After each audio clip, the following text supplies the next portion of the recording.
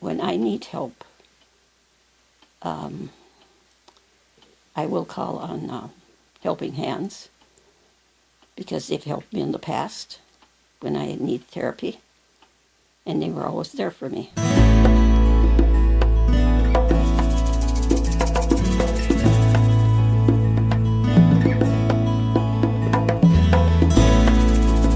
It's amazing to me as I reflect on the first 10 years of our existence that it was that long ago. We started by taking trips to the cities to learn about the organization. I had no idea what it was at first.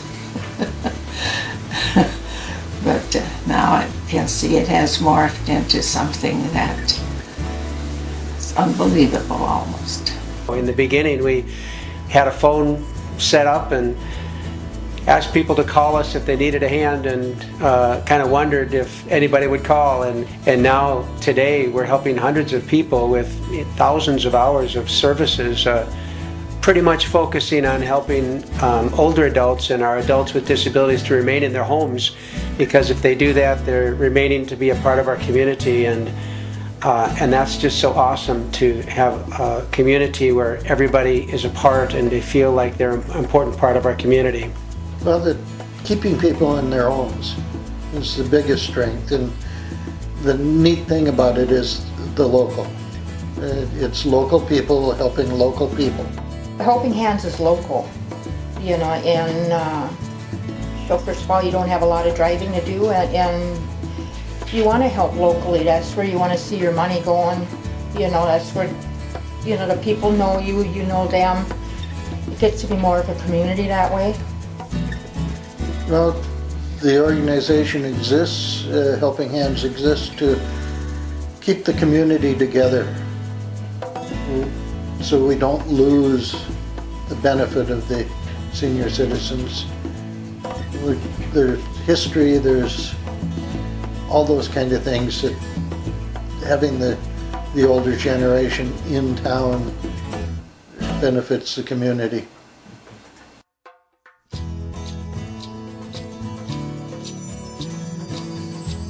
My name is Wallace Jacobson, and I'm at this exercising and dancing class, and I sure enjoy it, and I have a hard time keeping up to these ladies because they're really good.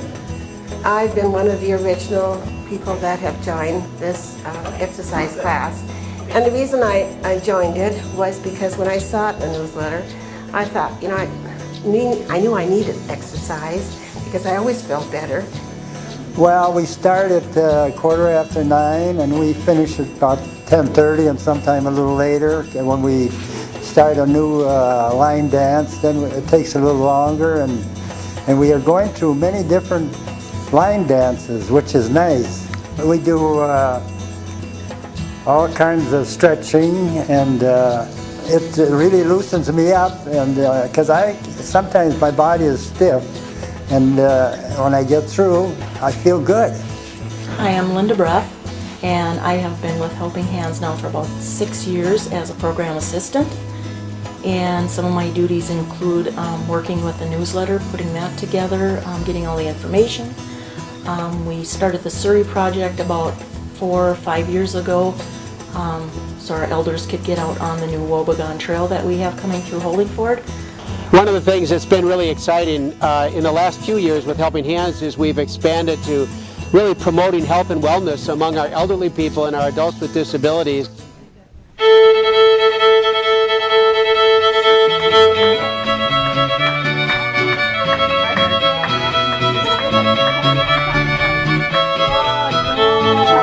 They came to our Legion Auxiliary meetings and presented what they wanted to do to help the elderly in the community, and that was, I thought, was a good impression to get something going for the elderly and to help them out so they can stay longer in their homes.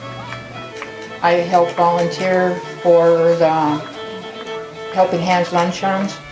Well, first of all, the luncheon is a gathering of the senior citizens, and they do an entertainment section, visiting Sometimes they'll have music, different health things to show them how to do it, or, you know, exercises or whatever. The Legion donates money to Helping Hands, and they also let them use the facility here free for the elderly. So that's mainly what, and we do have articles in the back room like wheelchairs, crutches, walkers that anybody can use.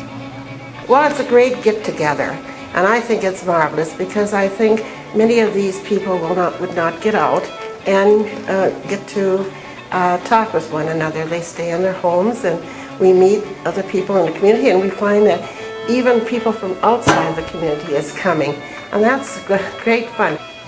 People are so thankful, you know, I mean, with helping with the lunches and stuff. I mean, every day, oh, it was, I mean, every time they tell you, it was so good, it was, they're just so thankful for your help, you know, it's rewarding. You see the good that it's doing in the community, you know, you see people that are appreciating it. It puts smiles on their faces.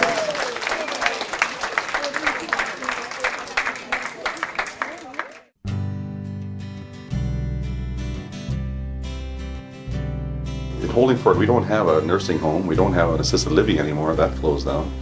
So when people can't live in their homes, they have to move out of town. And that's not good for the community. I mean, people lived here all their lives, and all of a sudden in their golden years they have to move out. When I first started, I was just sort of looking for a part-time job, just something to kind of do, and I got involved with the luncheons, and I thought, well, you know, this will be kind of fun, and then I started, and then I got to thinking, you know,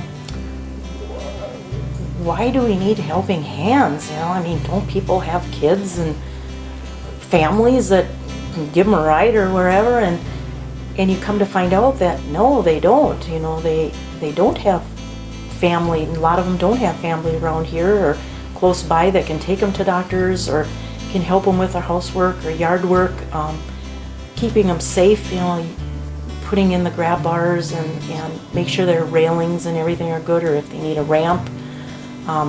It really opened my eyes of what, you know, what we do here. Helping Hands helped me in the year 2006 when it was after my father had died, and I had to take care of my mother, and I couldn't seem to be able to get away from her with not having somebody take care of her while I am gone getting groceries and just getting away from everything. The caregiving support group has helped me a lot by what they're doing for the group and the discussion sessions that we have, the workshops that we have, has helped me tremendously.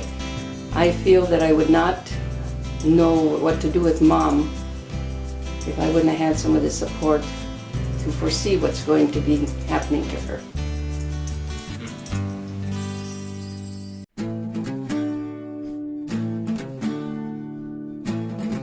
Really, more than we're helping people, individuals, we're really helping to build a whole community and making the Holdingford area just a great place to live where people want to live. And that's just, I'm so excited about that.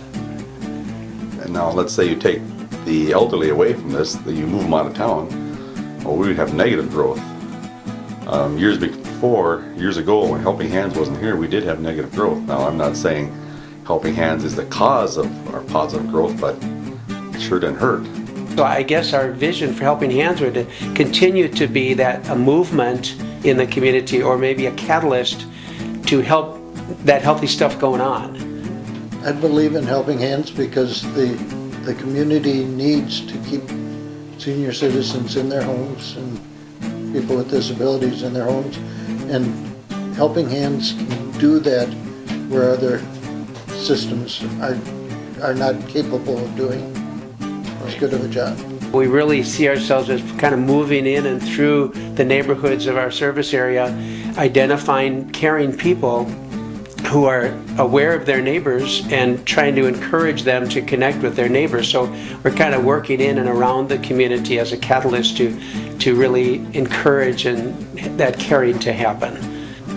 I guess I would, basically what I have been saying is that they're out there to help the elderly or whatever help they need in. And, you know, there's so many programs out there that they know about it and they'll reach out to help you. That's my understanding from them. Just talking to them, they want to help everybody as much as they can.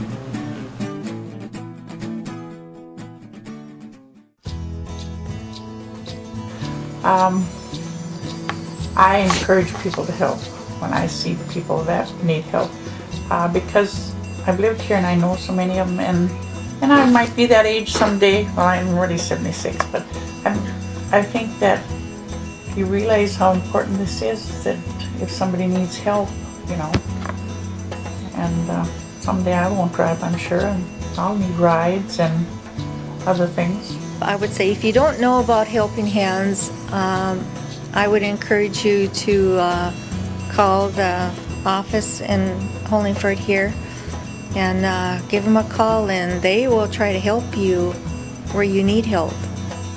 If I could say something to the next generation, it would be to volunteer to help us keep Helping Hands going, because someday you may need that help yourself. It's in our DNA that we can do it ourselves.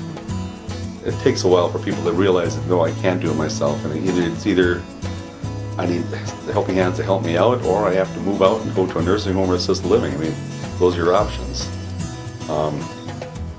The elderly who need help shouldn't be afraid to call and ask for help. But a lot of it's not public. I don't know what the terminology is for, but everything is kept private. Your name isn't let out there unless you want it to be. I certainly am going to call for help when I need it in my lifetime, because I want to stay here.